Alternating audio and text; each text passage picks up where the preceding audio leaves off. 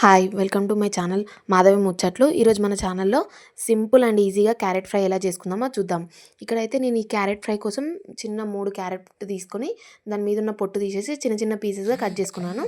తర్వాత దీని మీద స్టవ్ మీద కడాయి పెట్టేసుకొని అందులో ఒక 2 టేబుల్ స్పూన్ ఆయిల్ వేసాను. కొంచెం ఆయిల్ ఎక్కువనే తీసుకోవాలి ఫ్రై కాబట్టి, క్యారెట్ ఉడకాలంటే.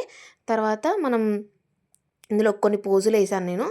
ఇక్కడ పోసు దినుసులు వేసాను. ఏంటంటే మినపప్పు, శనగపప్పు, అలాగే కొద్దిగా జీలకర్ర, ఆవాలు, 2 పచ్చిమిర్చి వేసేసి కొంచెం వేగిన తర్వాత మనం ముందుగా కట్ చేసి పెట్టుకున్న క్యారెట్ ముక్కలను అందులో వేసేసి ఒక 15 మినిట్స్ లో ఫ్లేమ్లో ఉడికించుకోవాలి. మన క్యారెట్ అనేది ఇక్కడనే ఉడికిపోతుంది మొత్తము. 15 మినిట్స్ హై ఫ్లేమ్లో ఉడికించుకోవద్దు, ఓన్లీ లో ఫ్లేమ్లోనే 15 మినిట్స్ ఉడికించుకోవాలి, మధ్యలో మనం కలుపుకుంటూ. ఇదైతే చాలా అంటే చాలా బాగుంటుంది. నేనైతే రైస్లోకి ట్రై చేసిన అండ్ జొన్న రొట్టెలకు కూడా ట్రై చేసిన. మీరు నా ముందు వీడియోలో నేను జొన్న రొట్టె పెట్టిన వీడియోలో నేను క్యారెట్ తోటి తిన్నా. చాలా అంటే చాలా బాగుంది.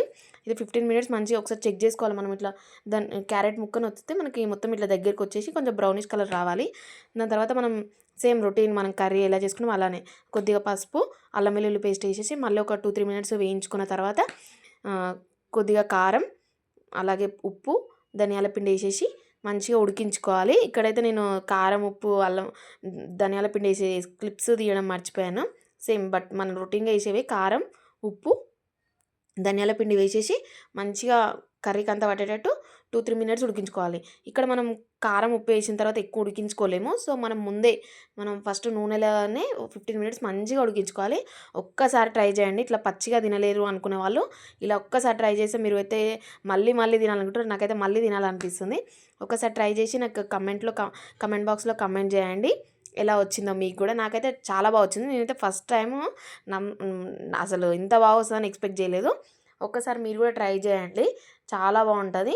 లాస్ట్గా మనం కొత్తిమీరతోటి గార్నిష్ చేసుకుంటే చాలా అంటే చాలా బాగుంటుంది. నేను క్లిప్ యాడ్ చేసిన, నేను రైస్ తోటి తిన్న క్లిప్ యాడ్ చేసిన, బాగుంది.